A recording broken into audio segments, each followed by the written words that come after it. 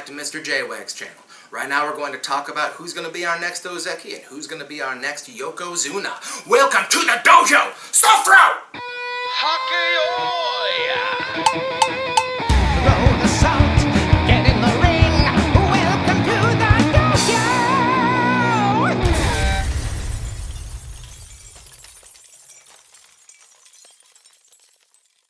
Ozeki and Yokozuna. That is what we are talking about today.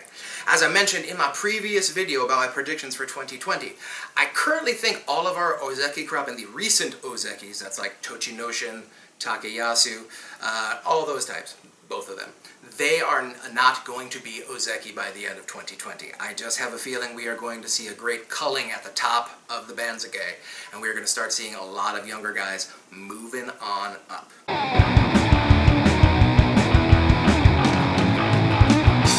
Now, I mentioned on the last video, I think there are going to be two new Ozeki in 2020. The first one, Asanoyama. He's already on an Ozeki run. I think he's going to keep continuing, and we're going to see him be an Ozeki by the end of the year. Better than 50-50 chance. A lot of people are saying this. I'm saying that one of these four wrestlers will make a credible Ozeki run in the next year. Takeyumi, Abi, Hokuto Fuji, or Daisho. And those are the order I sort of see them going in as well. Takeyumi. This might be the year where he pulls together 33 wins in a row, or in 3 tournaments in a row. He's had 2 Ozeki runs before, but I think now he's just getting to the point where he's experienced enough, he's got enough of the mental toughness, and the guys who live rent-free in his head, like Hakuho, are retiring, or getting ready to retire. So I think Takeyumi could be one of the people who moves up. Abi. Say what you will about Abi. The guy wins. He's been winning at the highest level of his career regularly, and the only reason he's not a Sekiwake is because we keep losing Ozeki down to Ozeki Wake status. He just keeps winning. Yes, he only has one move. But he's still doing the thing. And I absolutely think he could put together 3 11-win Basho in a row. Hokuto Fuji. Love Hokuto Fuji. He's a guy who's sort of been I call him like the angry chicken, because he gives them that stomp every time he enters the ring. I like that a lot. I like guys who show a little flavor. But Hokuto Fuji is a guy who's had 2 9-win Basho in a row up in the Upper Megashira and now at Komasubi. I think he deserves to stick around for a while. He's an inconsistent Rikishi. Like I said in the other video, he tends to do very well against the lower-ranked opponents, and so he gets these win streaks at the end. He just needs a winning streak or 2 at the beginning of a tournament, or even winning half of those matches, and he could take Ozeki. Daisho. This one's a little bit of a dark horse. Daisho would have to definitely show another year, because when you think Daisho, you think someone who gets like between 7 and 9 wins every tournament, because that's sort of what he's been doing. But slowly working his way up the rankings now at Komasubi. He still never had double-digit wins outside of, I think, Megashira 11. But of the people right now in the Sanyaku Upper Megashira ranks, those are the 4 I think could make an Ozeki run this year. The next Yokozuna. Now, the website fantasybasho.com has just done a 5-part series on this, and I encourage you all to read it. fantasybasho.com. They were a great blog, and they have a fantasy sumo game. This is a 5-part series where Fantasy Basho has explored what wrestlers have made Yokozuna and sort of what their resume has been, and then who in the current ranks is likely to fulfill that requirement.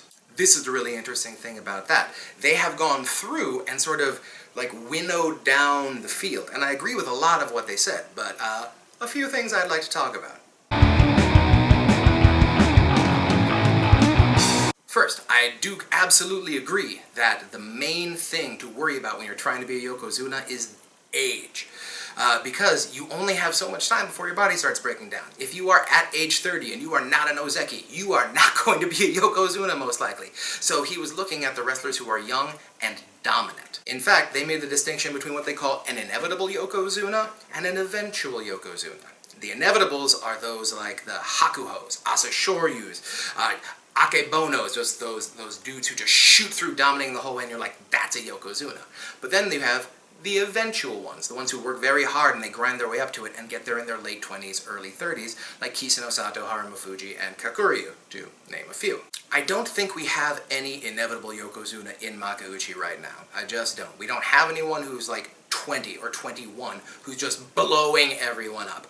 The closest we've had in the past few years were Takakeisho and Onosho, both of whom have had major injuries. Fancy Basho did say that Takakeisho is the most likely to be the Yokozuna.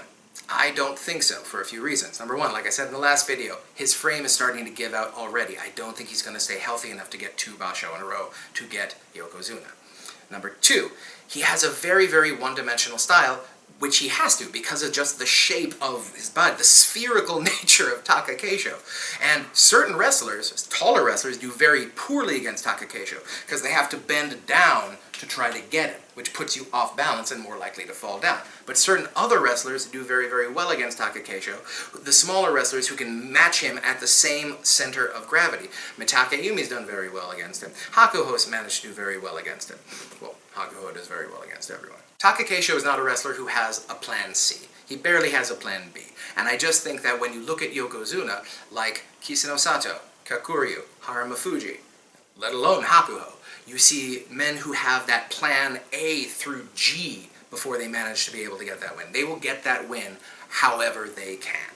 As I mentioned before, Mitake Yumi, I think, has an Ozeki run, but I do not think Mitake Yumi is going to get Yokozuna. Mitake Yumi is already 27 and has had 2 chances at Ozeki, so even in best case scenario, to get from Mega Shira ranks to Yokozuna would take a year solid of Hakuho-esque wrestling. You'd have to win a bunch of wins to get into the Sanyaku, then you'd have to go on a 3 tournament Ozeki run, and then win 2 in a row. It would have to be just... There would be no doubt. We wouldn't even be talking here debating it. It would just be inevitable. Right now, no one's tearing it up like that. And Mitake Yumi would need another year. Now, in the Fancy Basho article, they get into a lot of the lower-ranked Rikishi who are dominating right now their way up the charts. We'll be talking a lot more about them if they continue their rank up. I'm going to go on the record and say, I don't think there is going to be a next Yokozuna in 2020, as I've already said, but there is only one wrestler in the top ranks who could do it. Asanoyama. Asanoyama is a learning computer. I love watching Asanoyama get better at facing certain opponents. The only problem I have with Asanoyama is that Asanoyama still has people he can't beat regularly. And these are people who he's going to face a lot in the upper ranks. Here are a couple of Asanoyama's head-to-head records. Tamawashi, 1-3. Mitake Yumi, 1-3. Takakeisho, 2-3. Daieisho, 2-7. So, though he is a learning computer, and he does improve very much from Basho to Basho, and every time he faces an opponent, he needs to do better against those 4 guys, or he's never going to be able to get to the next level of winning multiple tournaments in a year that'll get you the Yokozuna.